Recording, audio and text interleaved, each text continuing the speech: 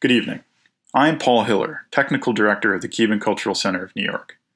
On behalf of Araida Iturralde and the Cuban Cultural Center's Martí Studies program, I am pleased to welcome you to Sinking the Americas, Martí Revisited, a panel discussion on the recently published book, Sinking the Americas, José Martí and the Shaping of National Identity. This evening's panel will be moderated by writer and translator Esther Allen, professor in the PhD programs in French and in Latin American, Iberian, and Latino cultures at the City University of New York Graduate Center and at Baruch College. Professor Allen is a two-time recipient of the National Endowment for the Arts Translation Fellowship.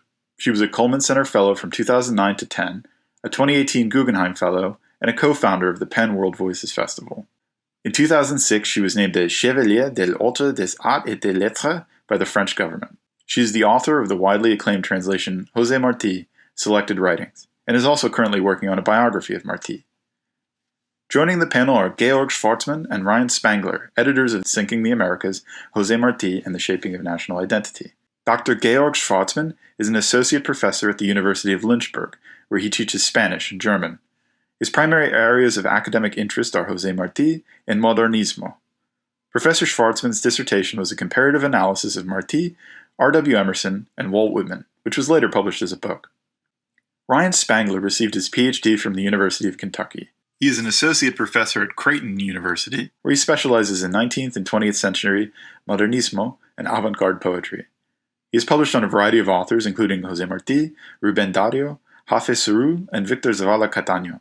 He is currently awaiting the acceptance and publication of an English-language edition of the complete collection of poems from Martí's Versos Libres. Be sure to stick around for the Q&A session with the audience following the presentation. With that, I would like to turn this over to our moderator, Esther Allen. Thank you. Thank you so much for that extremely generous introduction, and welcome everybody to a celebration both of the 168th birthday of José Martí, born in Havana in 1853, and of the marvelous volume edited by my two colleagues that I have the pleasure of speaking with today, Georg Schwarzmann and Ryan Spangler, called Sinking the Americas, which tries to integrate these two historical narratives that much of historiography has kept so separate, but that are so deeply linked to each other. It's been my huge privilege to have been part of this initiative that took a number of years. It was a long-term initiative. I think Georg will be speaking a little bit more to the long energies that went into this project. And the piece that I contributed was very specifically about Martí's reception in the United States and looking back on the piece after the publication of Sinking the Americas. It occurs to me that in one passage of my article, I was describing what Julio Ramos calls desencuentros, right? To some unfortunate degree, Martí's reception within United States history has been a long series of desencuentros, missed encounters, missed opportunities. And in my own article, I actually alluded, I'm not going to go into it in detail here, I actually alluded to a couple of collections, not unlike Sinking the Americas, whose goals and purposes were very similar to Sinking the Americas in the abstract, that sought to join articles by historians of the United States and historians of Cuba, specialists of Martí, and that ended up only demonstrating how very far apart in their thinking those two groups were, and how very, very little historians of the United States knew about José Martí. And one of the really thrilling things about this collection, and one of the reasons I'm so proud to be part of it, is that it demonstrates the opposite, that in fact there is a growing group of people who have what you might call hemispheric expertise, who are capable of, holding these two disparate thoughts in their heads at the same time. The narrative of the English-speaking world in the United States and the hemisphere, and the narrative of the Spanish-speaking world in the United States and the hemisphere. And that, I think, is one of the truly remarkable things about this volume. It is the first volume that I can think of where I would be willing to say it really succeeds. Not the first to have had that ambition, but the first to succeed with that ambition. But since this is a birthday celebration, and since we have just had a rather storied and eventful presidential election, and since we are trying to establish that José Martí belongs in the history of the United States, I wanted to just take this opportunity before handing things over to Georg and Ryan, who will speak more directly about how the volume came to be, to just read something from one of my favorite crónicas about the United States by Martí, from the Penguin Classics anthology of Martí's selected writings that I edited and translated some years ago. The Crónica was written on March 5, 1889, and published in Buenos Aires, first published in Buenos Aires on April 16, 1889. And it's one of the Crónicas, as people who've studied the Crónicas know, sometimes Martí was kind of doing journalism as translation, gathering together newspaper clippings from various newspapers about events that he was not present at, and creating a crónica that had all the immediacy and vividness as if he had been present, because that was his stylistic characteristic of his writing. With this particular crónica, he gives a lot of hints that he really was there, and the vividness of detail and the singularity of his vision makes me extremely confident that Martí was actually in Washington, D.C. for these events. And like many of the crónicas, reading it for me is almost like watching. Of course, cinema has not yet been invented, or is it its earliest infancy at this point. But it's almost like having documentary footage, right? If we had documentary footage of that inauguration in 1889, what would it look like? What would we see? We can get that by reading Martí. So I just want to read a couple of paragraphs. I don't want to go on too long, and I'm warning you, there's one that always makes me cry, and it's probably going to make me cry this time, but I'll try to maintain my composure. Just to remind you, in case the events of 1889 are not uppermost in your minds right now, in the election of 1889, Grover Cleveland, who was a Democrat, was defeated, and William Henry Harrison won the election, though he actually lost the popular vote. Cleveland won a majority of the popular vote. And Harrison, who was the grandson of Benjamin Harrison won. He was William Henry Harrison's grandson. I'm getting my Harrisons confused. Benjamin is the one who defeated Grover Cleveland and was the grandson of William Henry Harrison, who had very famously only remained in office for about a month before he fell sick and died because he was at a very cold and rainy inaugural, and he gave too long a speech. So Martí is there in Washington. Cleveland has been defeated. The swearing-in ceremony is about to occur. The handover of the White House is happening. And here is his description. As usual with Martí, huge amounts of digression, huge amounts of detail. I'm not going to pause and explain all the allusions. Just let them wash over you as you listen. 200,000 outsiders have come to Washington for the inaugural ceremonies. Put off for tomorrow are the stories about Blaine and his rivals, the problems of the South with its Blacks who are determined to stay alive, the review of New Mexico's request to become a state rather than a territory, though hardly a person there knows how to read the language in which they will have to make their laws. Remember, this, of course, is written in Spanish.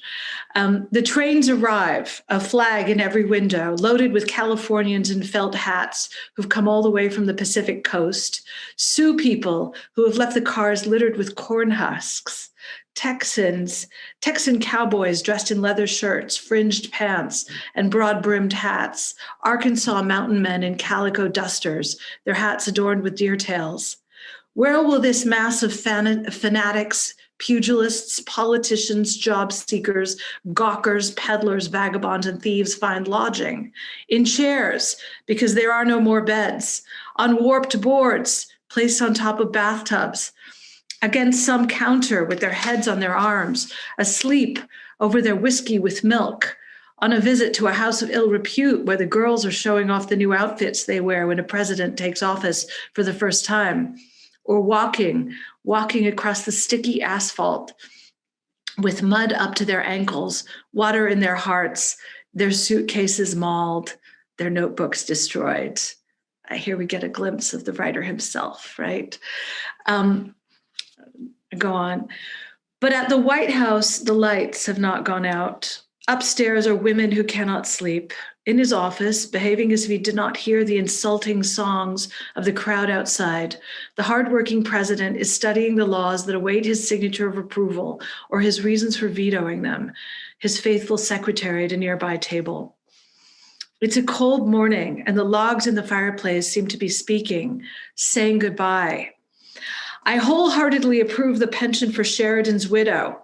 This plan to refund taxes to the states is an attempt to make the surplus disappear artificially, when what we need to do is make its source disappear, the excess of import duties that has left us with no external trade and a social uprising at our doors. I veto the plan for a refund, even if the critics eat me alive. The shouts outside grow louder. In the soup, bands of men bellow just outside the White House windows. Goodbye, Grover, sweet Grover.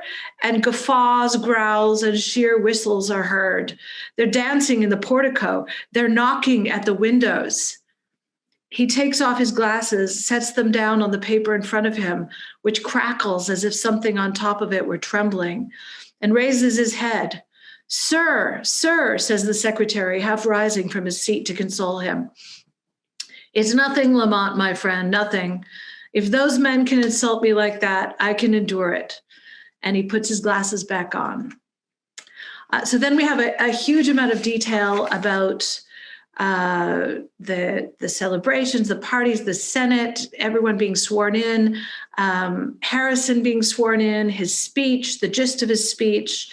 And then we come to this paragraph, and I'll just read it and then hand things over to Georg. This is after Harrison has been inaugurated and has made his inaugural speech. Between human walls that the policeman's shoulders are unable to hold back, Harrison and Cleveland, Morton and their companions walk to their landaus, one hitched to 4 roans and the other to 4 bays. Mounted guards gallop off to clear the way. The uproar is ceaseless. Every sidewalk, window, and railing is crammed with men, children, women who wave their umbrellas and handkerchiefs, crying, God bless him, and the battered hats of Black men from the South and the brand new Homburgs of Northern Republicans. A man hanging by both hands from a window calls out, 3 cheers and a tiger. A job seeker, carrying his petition in the sleeve of his overcoat, struggles with animal fury against the policemen who are trying to detach him from a coach. A sandwich, another sip of broth at the White House, and Grover Cleveland, now in a coupe like a free man, drives with his wife to the best presidency of all, which is the home of a friend. Harrison, President Harrison, in a silk hat and fur overcoat, goes with his retinue to the open stand to watch, through 3 hours of cheering and strong winds, the parade of regiments, patriots who have all asked for jobs, state militias, and 50,000 men who, out of their own desire and their own pockets or that of their political party, have come to enhance, with all the ingenuity and abandon of the true people, the people that go astray and that hit the mark, the people that can do, the people that love, an event that raises all those who witness it in their own esteem because of the esteem they conceive for mankind. The cavalrymen who ride past are not standing in their stirrups, but the spectator who watches them is. Few people other than his own family are around the president. In all the cold, muddy stands, long rows of empty seats, there's no other group but those who are trying to shelter the proud general with their bodies. And with him, his wife, whose dress, like his suit, is made of Yankee fabrics, his wife and his daughters, sitting impatiently, serving him tea or serving it with their own hands to the generals. And oh, the stubborn rain that lashes their faces and soaks through their coats, spoiling the great parade. Georg. Thank you, Esther, for your introduction and for moderating this event, and also for submitting an article for our book. And I also want to tell you that your book, your translation of José Martí, was crucial in my studies of José Martí during my dissertation and during my research on Martí. I frequently go back to your book and look at it, and because Martí is not easy to translate, so I'm very grateful for your translation, and it's a great book, so thank you very much for that. I also want to thank Iraida Iturralde from the Centro Cultural Cubano de Nueva York for giving us the opportunity to showcase our book.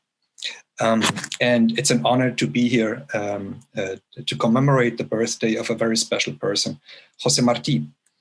I want to talk a bit about how our book came about what it contains, and also about my personal relationship with José Martí and how I came to get to know him in the first place. When I came from Germany in 2002 to start my doctoral studies in comparative literature in Spanish and English at the University of South Carolina in Columbia, I had only a vague idea of José Martí from my previous studies in Germany and also from teaching Spanish at the secondary school level there. It was in one of my graduate seminars in Colombia with Dr. Jorge Camacho when I learned about the Cuban apostle in depth, and when I became intrigued with his writings and with his life. And when I learned about his connection with Ralph Waldo Emerson and Walt Whitman, I knew that his work would lend ideally to a comparative topic for my dissertation, which I wrote on Emerson, Whitman, and Martí under a post-colonial perspective. I later published it as a book. Currently, I'm working on Martí and nature, but not so much philosophically or aesthetically, but more on trying to relate Martí to the modern ecological movement. Martí wrote extensively about agriculture, the importance of trees, the compatibility of earth and fertilizers, etc. His warnings about the damage that can be done to nature have lost nothing of their urgency and are now more important than ever. I was fortunate to meet my colleague, Dr. Ryan Spangler, at one of the conferences on Latin American literature, and noting his knowledge and enthusiasm about José Martí, I realized that he would be a great companion for a common project on the Cuban apostle. I was excited when he picked up my idea of compiling an anthology of articles from national and international Martí scholars, while having second thoughts about the audacity to start such an undertaking. After all, we had in mind to contact top Martí scholars such as you, Esther, Ivan Schulman, Jorge Camacho, Anne Fountain, etc. To our surprise, almost all the scholars that we contacted gladly agreed to contribute with an article. Thus, we succeeded in collecting a group of preeminent Martí scholars for our project without realizing yet the huge amount of work that lay ahead. We decided to let our contributors choose the topic of their essays in order to benefit from their particular expertise on Martí's work. We would later group the essays into thematic parts. Half of the essays were in Spanish, and Ryan and I agreed that we would share the translation work. Ryan volunteered to translate Ivan Schulman's essay, which alone was a monumental endeavor. I don't know if I could have done it, but I'm eternally grateful that he took this job on himself, and he deserves extra kudos for that. It was a great experience working with Ryan on this book. We shared the work, communicated often, and supported each other. But we also reached moments when we thought that we would never finish this anthology, considering the obstacles with the translation, the demands from publishers, and other problems along the way. Our intention with this anthology was to make Martí's work accessible to as many people from various academic fields as possible. Since most articles on Martí are published in Spanish, we included scholars who normally publish in Spanish and thus opened them up to a larger readership. The interdisciplinary character of our book also appeals to various academic fields, from literature and philosophy to history, sociology, American studies, etc. The scope of our topics testifies to the range of José Martí's intellectual universe, which we believe needs to become better known in American academia. My article in our book is on the triangle of Emerson, Martí, and Nietzsche. Interestingly, just as Martí was infatuated and influenced by Emerson, so was Nietzsche, who published his main work, Thus Spoke Zarathustra, between 1883 and 1885, when Martí was living in New York. There are numerous quotes in Nietzsche's work that demonstrate his admiration for Emerson, and his works show clear parallel thoughts to Emerson's. I was intrigued by the fact that both Nietzsche and Martí chose Emerson as their main source of inspiration, even though they lived on different continents and didn't know of each other. And just to name three common themes that Martí and Nietzsche picked up from Emerson: the rejection of the herd versus the individual, nature as a source of wisdom and insight, and the criticism of modernity's debilitating effect on people. And if we consider Emerson and Nietzsche as precursors of existentialism, then there is also existentialist thought in Martí's work, for example, in Coney Island, where he singles out the individual lost in the midst of the hustle and bustle of modern life. The title of the book, Sinking the Americas, refers to the modern term of sinking computers or devices with a hub.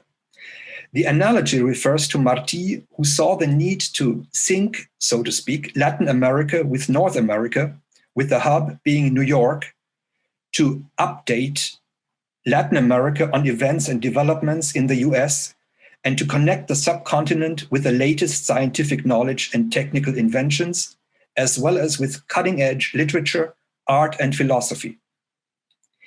And while writing for Latin American newspapers and trying to sync the two Americas, Martí created cutting-edge new poetry himself. When I visited Havana last January, I walked to the stone quarry where Martí was forced to work at the age of 17 for anti-Spanish writing. I was told that he had to walk each day in chains several miles from the prison to the quarry in the morning and back at night.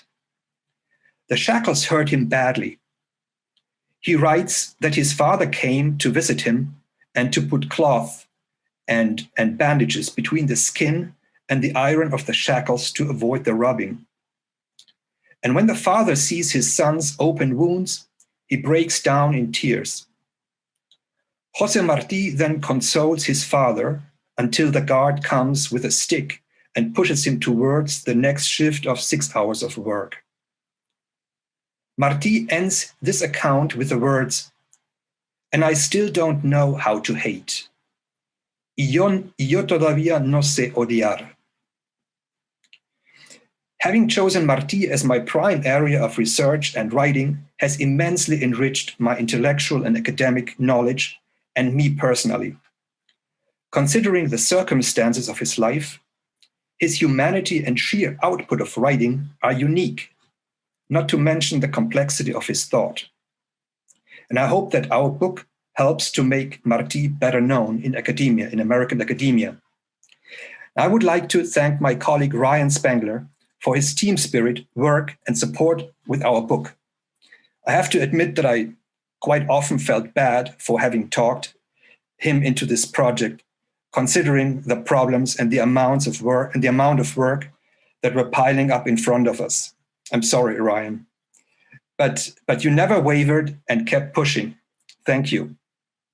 I also want to thank our contributors for their articles, for our anthology, and for the endless patience they had with the publication process. Thank you very much. And last but not least, I want to thank my dissertation advisor, Dr. Jorge Camacho from the University of South Carolina, for his invaluable advice and guidance throughout the work on this anthology, and also for submitting an article. Without his support from the beginning, I would not have had the chuspa to undertake this project. Thank you. First and foremost, I don't think I can express quite eloquently as Georg did the massive undertaking and the incredible collaboration that was done on the part of everybody that was here. So if I could just simply reiterate his gratitude for the work that was done. And I don't know how it can be, but all of the tension, all the concern, all the uncertainty I was feeling as I was preparing for this kind of dissipated as I listened to Esther read Martí's words. The impact and the power of his voice has a certain calming presence that I think is very applicable to us today. And I think I'd like to speak mostly to that, why it is so important, why there is a need for an anthology like this, and a need to understand Martí and what he did. Now, I'm going to kind of jump back a little bit and forth between some stories here and some experiences and some ideas, and I hope you'll have some patience with me. In 2013, I had the opportunity to head to La Habana, Cuba, to participate in a conference there known as Por el Equilibrio del Mundo. And one of the things I noticed as I encountered or I talked to everybody there at the conference was they would always ask me the exact same question or a variation of it. They would say, ¿Qué te trajo a Martí? What was it that brought you to Martí? And I noticed each and every one of them had their own individual story, and they all shared it. They all had to share what their intimate connection was with Martí, whether it was his La Edad de Oro or Cultivo una Rosa Blanca or Nuestra América. Everybody had different reasons and motivations for doing that. Now, my own personal experience goes back to when I was a graduate student and was first introduced to Martí's work by a professor of mine by the name of David Laraway, also a participant in this anthology. And my first interaction with Martí was not that of an academic or a critic or a scholar or even a student in a sense. A year prior to having been introduced to Ismailillo and Martí's work, my wife and I had given birth to our first daughter. And so as we approached a year, I felt this need or this desire to write some poetry about my daughter and to her to kind of form a unique bond or connection between the two of us. And as I opened up Ismailillo for the first time and I read these following words, Espantado de todo, me refugio en ti. Tengo fe en el mejoramiento humano en la vida futura, en la utilidad de la virtud y en ti. I couldn't help be drawn in immediately by Martí.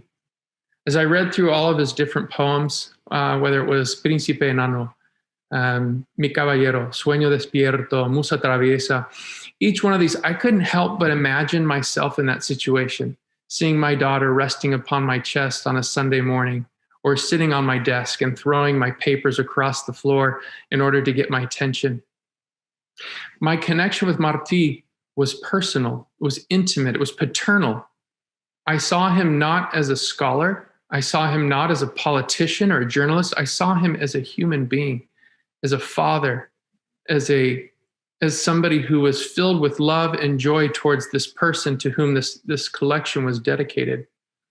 And although my interaction with Martí is obviously matured and developed, I can't help but always revert back to that initial encounter with Martí.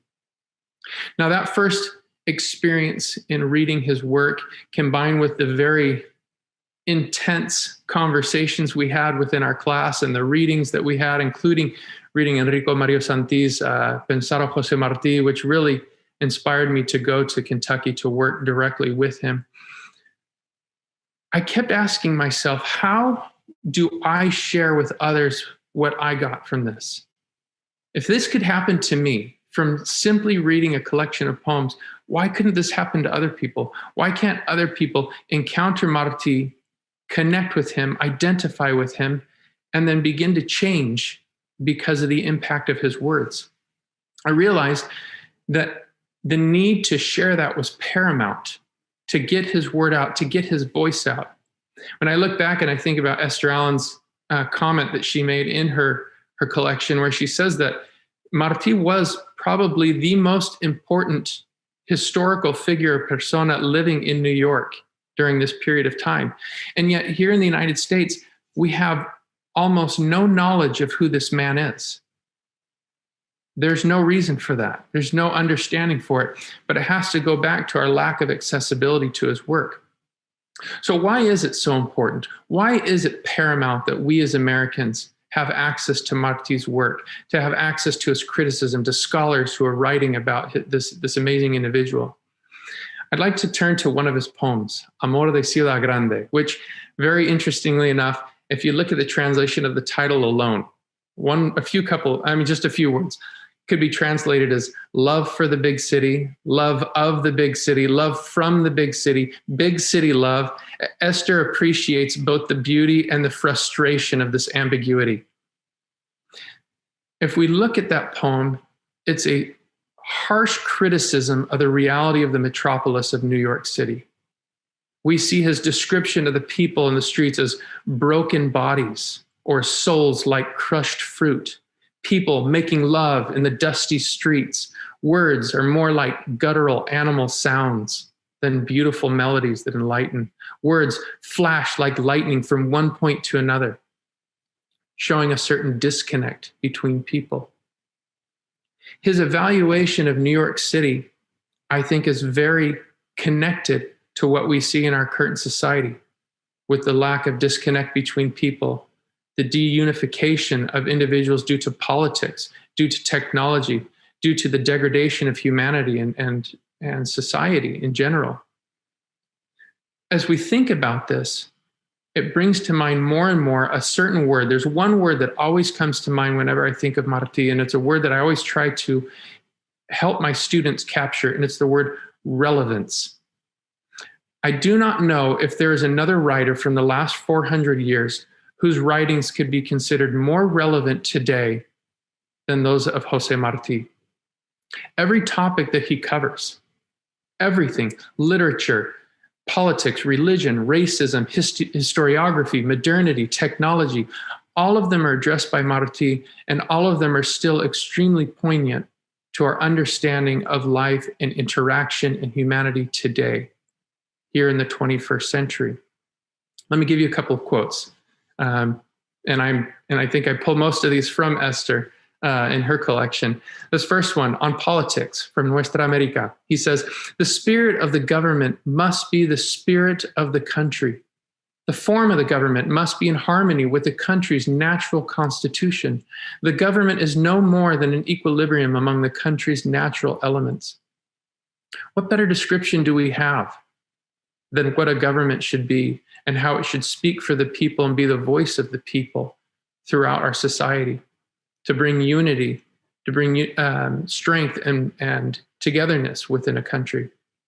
On the topic of religion, although this one is speaking directly to Christianity, I think the connection is important to all religions. He says in his Prólogo al Poema de Niágara de Juana Pérez Bonalde, he says, quote, "Since all human progress may consist in returning to the point of departure, we are returning to Christ, to the crucified Christ, the forgiving, captivating Christ of bare feet and open arms, and not to a heinous, satanic, malevolent, hateful, bitter, lashing, impious, crucifying Christ," end quote. Martí addresses this concept or this idea of using religion to cause dissent, to separate, to inflict pain upon people, but rather returning to the point of departure. What was the original intended message of that religious ideology, whether that be any type of religion upon the earth? One more on the concept of racism from Mi Raza. He says, men have no special rights simply because they belong to one race or another. When you say men, you have already imbued them with all their rights. Blacks, because they are black, are not inferior or superior to any other men. Everything that divides men, everything that specifies, separates, or pens them in is a sin against humanity. These are the types of words and the types of ideas and concepts that we need today in the United States to help undo so much of the harm and the pain that we see within our political strife, the agony, the racism, the poverty. All of these are addressed by Martí in his writings. We come to realize that he is a necessity. In fact, I would argue that we need Martí today more than they needed him back in the 19th century. His words can become the unification voice that we in the United States need at this time. Now, his warning, these ideas that he gives, these criticisms that he shares with us, are always wrapped in one key point, and that is hope. We find within his words a certain hope, a certain love. Let me return to Versos Libres, where he says, quote, "No one is vanquished except he who hates love. Let every man promptly anoint himself a soldier of love." His invitation evokes a need for change, a change within every single person, a change within society. Now, to overcome those shallow pools of hypocrisy, we must evoke Martí's voice of hope, reason, appreciation. We have to turn to him and see how he can help us. Now, this was the idea that sparked my desire to accept that invitation from Georg many years ago to do this anthology. It was to get this voice out, not mine, not even necessarily all the brilliant critics that we have in this collection. They are simply venues to help us to encounter Martí, that great voice that unifies all of our distinct voices. Every point of criticism, every point of research that we find within here, the topics from translation to historiography, to poetics, to politics, all of them bring us to Martí. And why? Because Martí is the voice of America. He is the voice, not of just the United States, not just of Cuba, not just of Latin America, but he is the voice of the Americas, I would argue. And if we turn to him and we listen to his voice, we will have the answers that we need. That is why we all do the research we do with Martí, is to help us to understand and to get his voice out to a people, to this vast nation that is divided, that is filled with strife, but has the potential to see what Martí envisioned. Not just as they talk about the monster that he comes from, right? As he found himself within New York, but rather the great potential that we could become if we unified ourselves. Now, I don't feel like I'm going too far by repeating Ivan Schulman's words when we invited him to be a part of this, that I think everybody who collaborated on this project would say the exact same thing. When I asked Ivan Schulman to be a part of this, he said the following. He said, anything that promotes Martí and makes him more accessible to English speakers is worthy of our attention and effort. That's why we do this. We need to apply Martí's systems of governance, justice, humanity, authenticity, forgiveness. We need for his words to gain traction within our society. We need for him and his voice to begin to initiate the change that he envisioned over 120 years ago. That's why we're here. Now, I'd like to, finalize that with, once again, some words of gratitude. Thank you, Georg. Thank you for your effort, for your invitation, for looking upon me, a don nadie, as I would consider myself, to be a part of this incredible anthology, and for your patience in working with me over the years. I'd like to thank all of those who participated in this, from the initiation by David Laraway to spark my interest in Martí, to Enrico Mario Santi, who pushed me to excel and to write and to write and to rewrite and to throw out half of what I've written throughout my career to be able to find the right things. It is their voices that helped us to really encounter this collectivity of voices that we have in this collection to be able to understand and to know Martí, each with their unique, different, contradicting voices, but all unified in one purpose: to promote Martí. So thank you. Listening to the two of you speak, I am even more grateful to the Centro Cultural Cubano de Nueva York and to Iraida Iturralde, who really brought us together, because I realized that one of the ironies of doing a volume like this is that there's so many different entities involved and so much time involved that it's rare to have a kind of summit moment where you get together. Honestly, Georg, I don't think that you and I have ever sort of personally encountered each other before. I know I've met Ryan. So it's really fabulous to be sort of not in your presence, I'm afraid, because of course we're not actually physically present, but at least in the simulacrum of presence with the two of you, and to have a chance to hear about the inception of the volume and learn things about it that I myself, as a participant in it, didn't know before. And the whole volume is about the reception of Martí, and we all have that goal as one that we're all trying to further in our careers. But I want to ask the two of you, since you're really in a position to know, since the book came out, what can you tell us about the reception of the book, about how it's been received, and how obviously reception is a very long thing, and a book like this has impact over many, many, many years. But what can you tell us about the initial reception?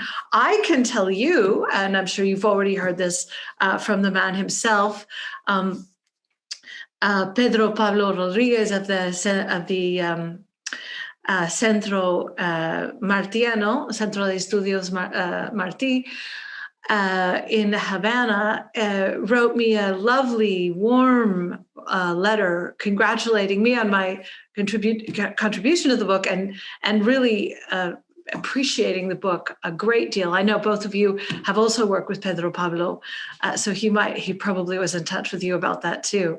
But what else have you heard? What has been published? What have been the consequences of all of your years of effort so far?